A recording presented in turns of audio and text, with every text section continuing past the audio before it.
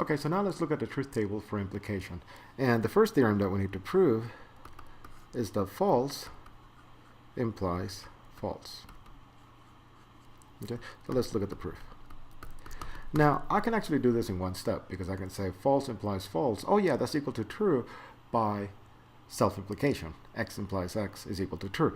But I'm going to take a different route simply because it'll be more useful to you in other theorems. So let me just show you a different way of saying this. Okay. So like with any proof, we start by writing the left-hand side. False implies false. And then we'll have equals, and we'll eventually get to true. Okay. So the first thing I want to do is just turn this from an implication into an or. And the reason I'm doing that is because I have a lot of axioms about or, but I don't have a lot of axioms about implication. So this seems like a good strategic move.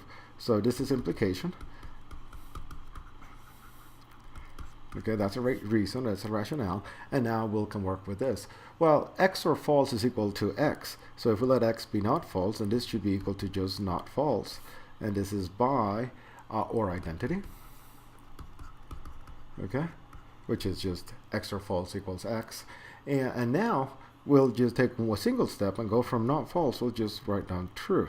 Now that's actually not one of our axioms. We don't have an axiom that says not false equals true, but we just went through the derivation of the truth table for not, right? And that truth table includes this theorem. So we can actually use theorems that we've already proved in future derivations, which is very convenient, right?